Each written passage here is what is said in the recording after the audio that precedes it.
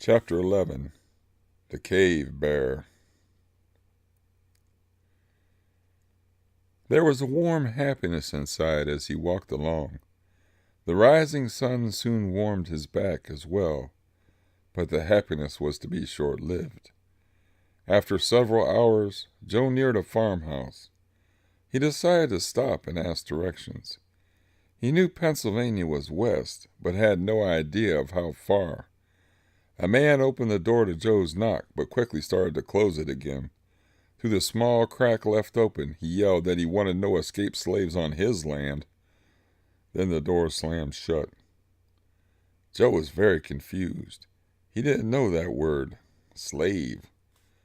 He didn't know that the farmer, who in all probability had never seen an Indian, must have mistaken Joe's dark features for those of a black man.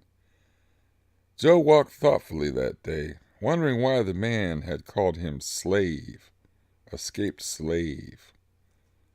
This was about 1857. The Underground Railway was handling hundreds of escaping slaves. The country was polarizing into the north and south.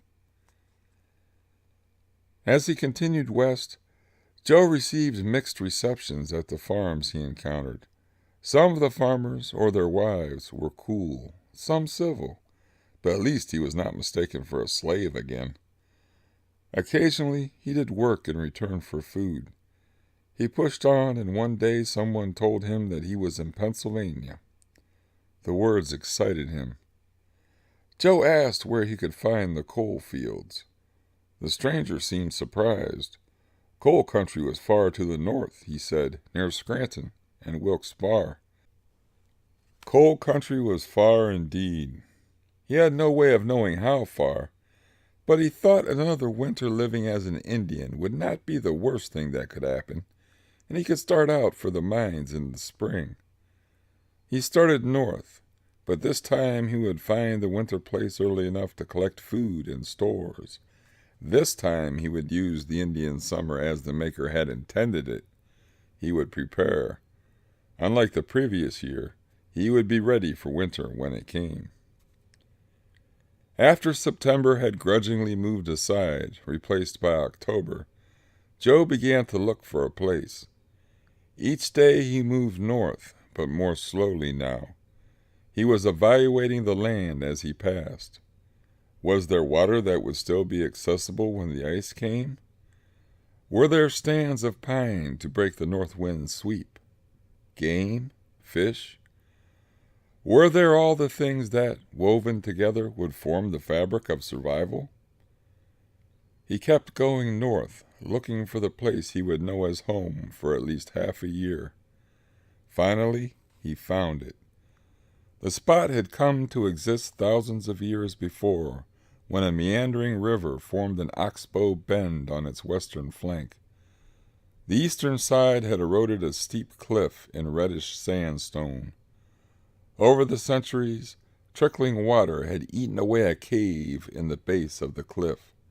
This would be ideal. The cave would be a protected spot. The walls of stone offered a security that could not be found in any wigwam. Joe looked at the thick, swampy growth in the river bottomland. The ancient oxbow had filled in and was full of reedy bushes. Game would be plentiful there, thought Joe. Edible roots and useful trees were all about. Here would be the winter place. Joe smiled. It was still early in the afternoon, and Joe decided to explore within the new home. He walked in and soon realized the cave was deeper than he had thought.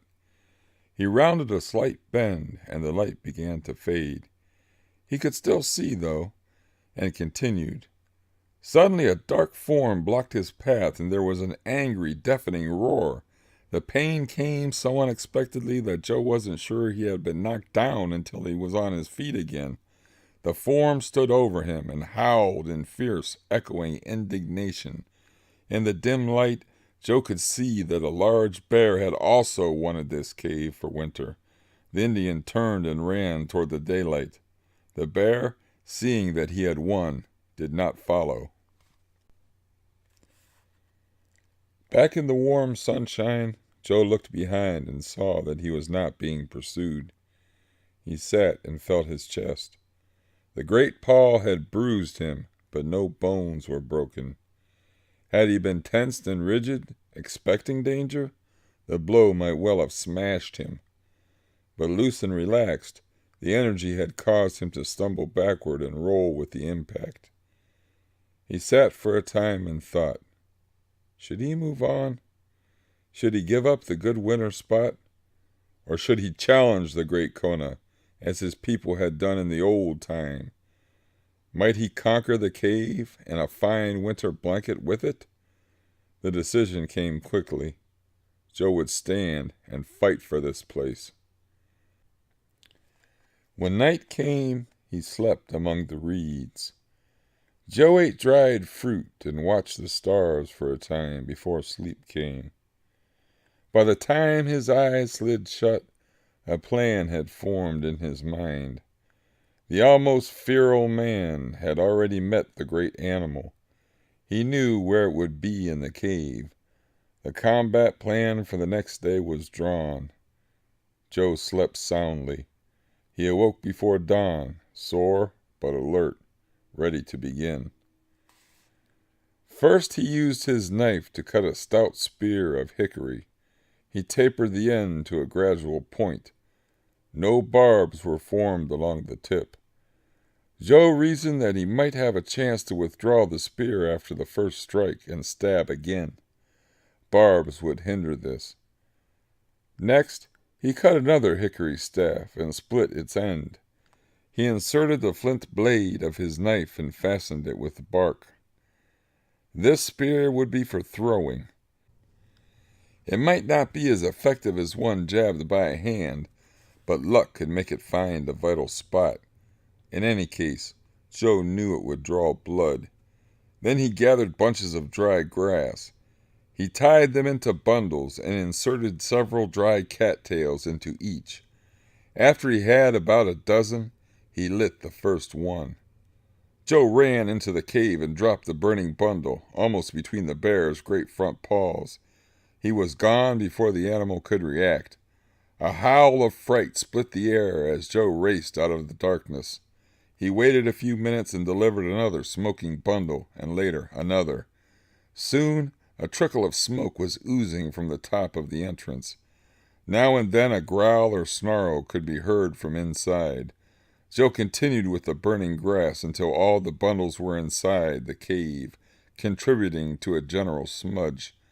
The interior was a thick haze of eye-biting, acrid smoke. Joe took up his two spears and positioned himself to one side of the cave mouth.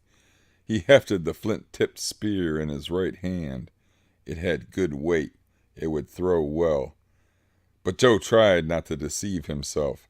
The actual killing, he was sure, would be done with the wooden spear, hand to claw. A shudder passed through the Indian, but it was not born of fear. With a bellow, the bear burst blindly out of the cave.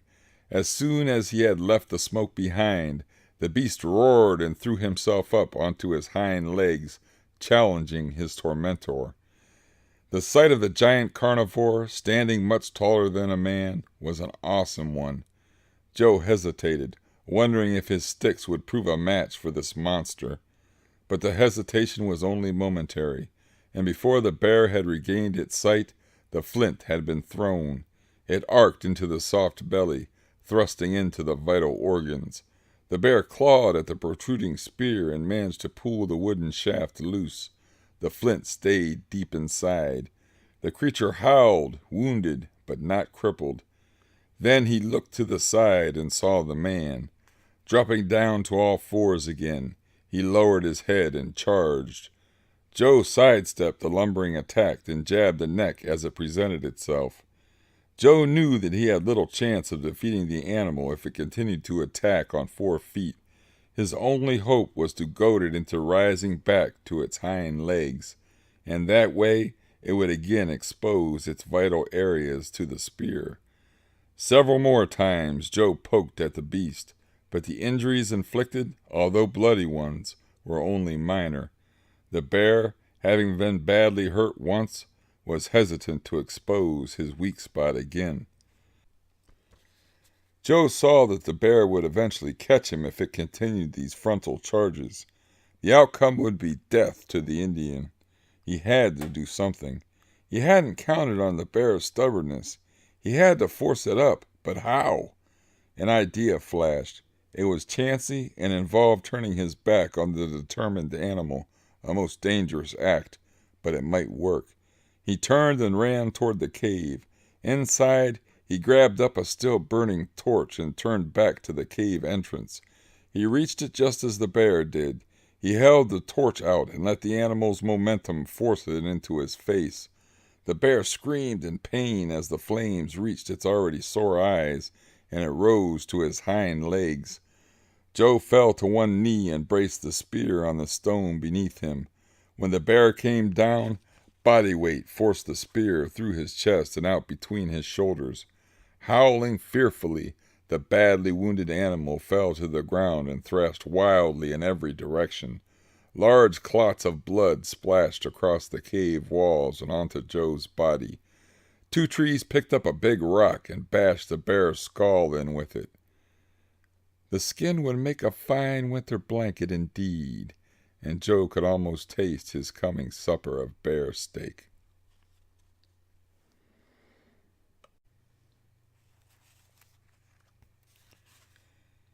Joe used the weeks of Indian summer as the Great Spirit had intended.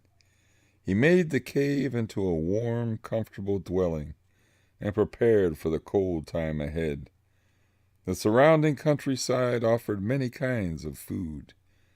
Two trees gathered and stored. As the days grew shorter, he worked with a dedication that only necessity can foster.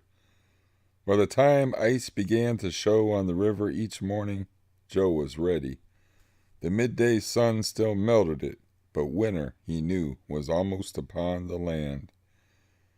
With food and supplies all around him, Joe felt more secure than he had in 2 years. He had stretched the skin of Kona on the ground and pegged it in place. He scraped all the flesh and fat away and rubbed it with oak leaves. The tannic acid cured the hide, but Joe never knew of the acid. These were simply the same leaves his father had used, and his grandfather, to prepare the skins of deer and other animals. The final result had been a blanket or robe that gave Joe a feeling of pride. In the chill of early morning, Joe often wore the skin. Frequently, he wore it even after the sun's warmth had made it unnecessary. There was a special feel for him in the robe made from the skin of Kona, the great bear he had killed. Often, Joe would crouch in the mouth of his conquered cave, looking out across the land. The gold and red colors of fall brought strong feelings to him. They were deep feelings, rooted not in the mind, but in some other part of his being. He would caress the thick fur and try to understand. It was almost like listening to someone talk from far away. The words were lost on the wind, but their emotion could still be felt. Joe knew part of it was the bear. He had never thought Teaching Manitou would allow him the privilege of meeting such an animal. That was a part of the old time. The Maker had given bears then, so that his people could prove their valor. Kona had been a part of being Indian. Joe would pull the robe close around him and feel that he had proved himself. But in the same instant, the question would arise, who was there to know that he had proved himself, or care? Two Trees knew that the old time was gone forever, but in some different part of his mind, he was drawn toward all the acts and deeds that would make him an initiated Algonquin brave. The strange thoughts lasted, locked in struggle within him. Through the waning autumn and into the weeks of snow, Joe found himself thinking in odd, mixed concepts. One day he saw himself as Joe, traveler in the American world, soon to work at mining coal. He felt that although this world had been a harsh experience so far, it was about to become good. He would find the place for Joe in it. Next day he was Two Trees, killer of Kona, warrior blessed by teaching Manitou. He was Indian, given this land from the beginning by his maker, owing explanation to him alone. The winter was long, and Joe had much time to think. Perhaps the winter gave him too much time. The struggle in his mind continued, and he became very confused. He wanted this American life, but he needed the Indian way. As winter passed, Two Trees often thought of his old home. The place back at Hunter Island sometimes came in dreams so real that he was unsure, on waking, if he had ever left. Joe could see that he had killed not only the bear, but the fear beast as well. Maybe he should go back. He vacillated between the two ideas many times during the long, frozen nights. Although the winter seemed much longer, spring finally came in its proper time. As his people had done for thousands of years before him, Joe gave fervent thanks to the Creator for giving all things new life. He walked over the greening hills each day and felt more a part of the woodlands with each circuit of the sun. His Indian spirit was renewed, given new life with each bursting bud and probing green shoot. Joe saw and realized that he was more Indian now than even in the days of Eagle Feather. Back at Hunter Island he had been only boy. Now, proven in combat and ordeal, he was man. That spring, the Indian, for that he was again, came very close to turning back. He thought he might spend one more season at the cave in this bountiful country and then retrace his path to the city. The bloody night of death would probably have been forgotten by then. He could visit with his friend Tony for a day and then return home. He could return to the home of his ancestors. It would be better, he reasoned, near their spirits than lost and alone in a strange place. Two Trees procrastinated for several weeks. Sometimes he was sure return was best. But a small doubt held him back. The doubt was born of curiosity. Joe wondered what he might see if he continued on. What might he miss by turning back? The journey had already shown him things so strange that sometimes he thought awe and amazement were his traveling companions. There was the bear. Surely he never would have met Kona in his old home. Perhaps the Maker had sent this great beast to reward Two Trees. Joe fingered the single tooth that he had saved. The large fang hung around his neck, a permanent reminder of manhood. If the bear had been a reward, then it was also a sign. It could be a sign for Joe to go on. Perhaps the Maker had some obscure reason for wanting this. Still not entirely sure, one morning Joe packed his things. He rolled the skin and carried it over his shoulder. It was heavy and bulky, but leaving it behind was unthinkable. The great skin would be blanket or tent, lean-to or robe. It would also be many other things, things that had no names, things of the spirit and the heart.